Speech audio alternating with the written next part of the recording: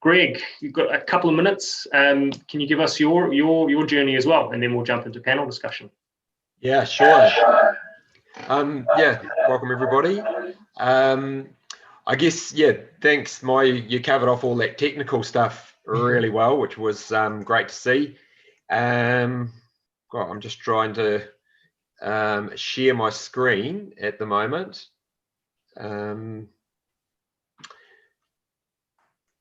So actually, Paul, can I get you to share the screen for me? Absolutely.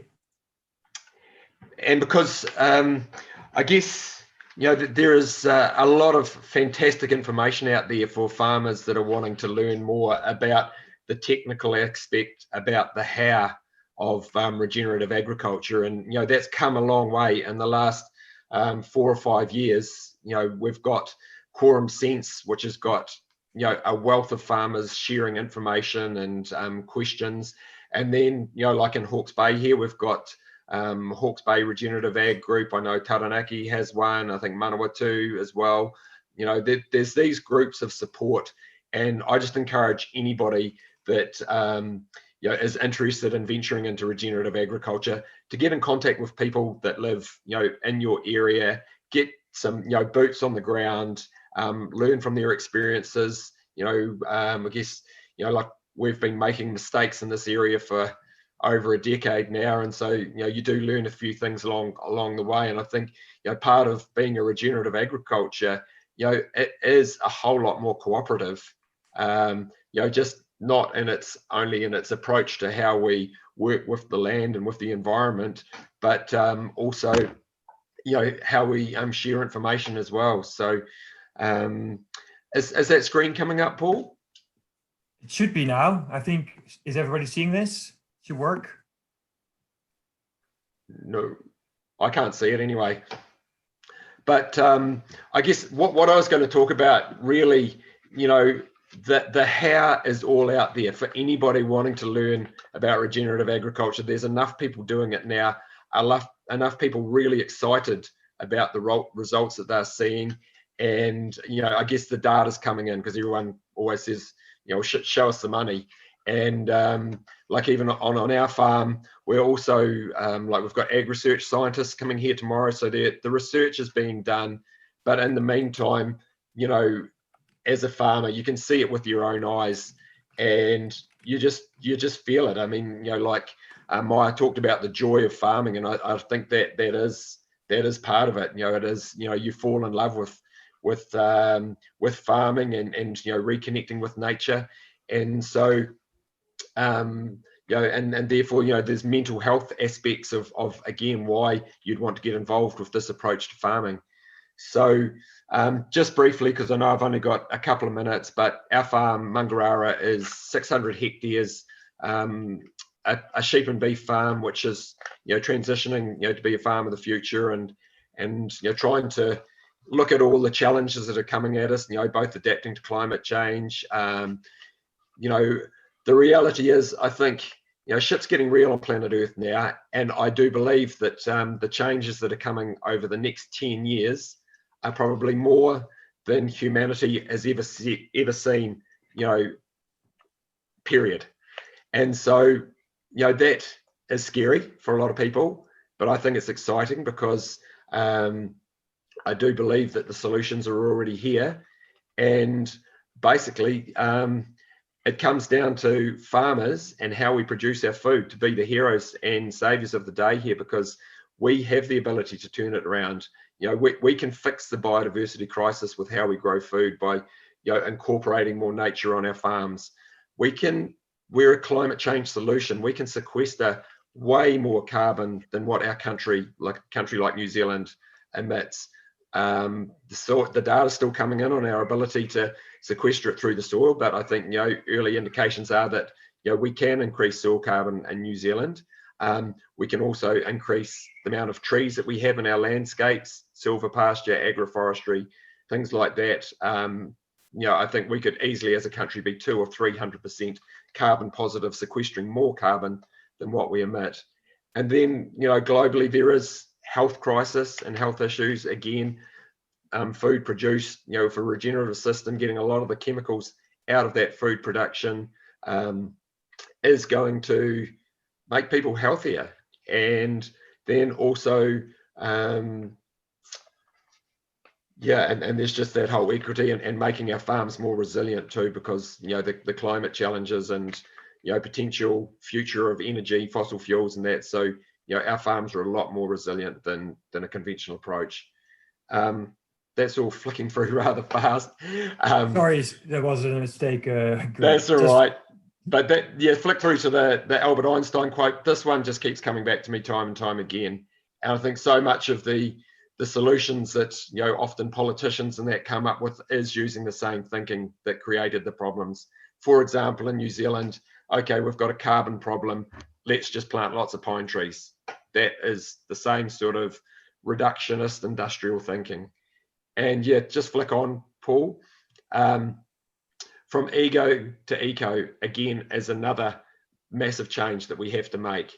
And, I think, it all comes down to connection. The things that we've been talking about, climate change and everything like that, they're not the problem. They're just, really, I just see those as some of the indications that we have just become disconnected from nature. And so, part of what we're doing is reconnecting and learning and trying to apply, the lessons from nature to how we produce food and how we grow our farms. Just do a quick flick again, please, Paul. So for me, regenerative agriculture is hope, saying that we do have the solutions, and there's people, we're happy to share our results. Maya's talking about his. There's lots of open days and discussion groups and that involved now with regenerative farms, and people are happy to show that we have got the solutions. I think we do need a dose of humility, because really, I guess a lot of the anti-regen stuff that's coming in New Zealand is coming from perhaps aging academics who probably think they know it all and they've done all the science and this is the way it is. But the reality is we know next to nothing. We've got so much more to learn, and understanding how soils function and biology and the role and the interconnectedness of it all. The connection, as Ryland said, Graham Sate, that describes beautifully, just that connection between the health of the soil and the soil biology, and that biology which is part of us, and that whole thing. It's evolutionary, and that if humanity is going to get through these coming decades, then I think it is going to take this evolutionary leap of consciousness. And I do believe that regenerative agriculture is making that leap, because it's putting us back in as part of nature, and that gives us hope. And it's participatory, because everybody has a role to play. Everybody that eats, particularly in the wealthier countries like we're in, can make decisions about the food they eat and where they spend their money. So I'll just flick through the slides if you want, Paul, because I know my time is probably up, Dan? So I'd like to jump into the panel discussion, but maybe maybe just give us 2 or 3 minutes on sort of the main changes on your farm that you would consider regenerative, and the ones that you're probably most proud of. Maybe tell us your biggest mistake as well. Cool. Okay, just flick one more slide. Thanks, Paul. This one?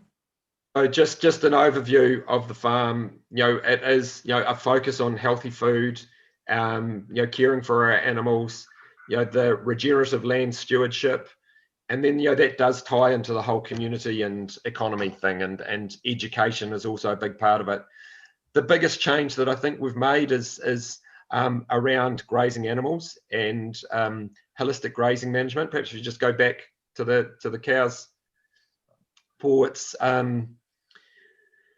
It really is, that has been our biggest learning and our biggest mistakes, and we will continue to fine tune this, but through doing holistic grazing management. But most people will know that this has kind of been developed from a theory by Alan Savory from Zimbabwe, observing the Great Plains of buffalo in Africa or bison in America, how they grazed taller pastures and high density mobs, so that they were eating and trampling their dung and urine going down onto the taller grass, and also you know, and that's grown some of the deepest, you know, tall, richest soils on the planet. And you know, that also gives us resilience going through into dry Hawke's Bay summers, and also production. You know, our animals aren't eating right down to the grass level, where to the ground level, where there's, you know, more worms and problems like that. So it's a system that is working well for us, and we're continuing to refine it. But that's the biggest one. And I guess, you know, the biggest mistakes that we've made on this is perhaps not understanding the importance of the stock density and getting your sort of grazing periods right, and, you know, the role of trampling some of that tall grass onto the soil. And, you know, in our hot Hawke's Bay summers, that's about, you know, keeping the soil covered and trying to avoid bare soil at all costs. So that's probably one of the biggest changes we've made. The other one that we've done is probably around biodiversity and planting a lot of trees. Yeah, I think we're up to about 110,000 trees over the last just over a decade that have been planted, and that's with the help of a lot of different groups and organisations, Air New Zealand, hotels, and a lot of supporters and friends that have come and helped us, you know, plant along the way. And so incorporating them in, and the big one that we're working on now is around silver pasture, and including trees into our pastures for, you know, shade and shelter, biodiversity, nutrient cycling, and so that's, you know, an animal welfare benefit for our animals, again giving them shade as well as drought fodder. So there's a number of reasons why we're doing that, and we're quite excited about developing that silver pasture. Fantastic. Thanks, Greg. Cool.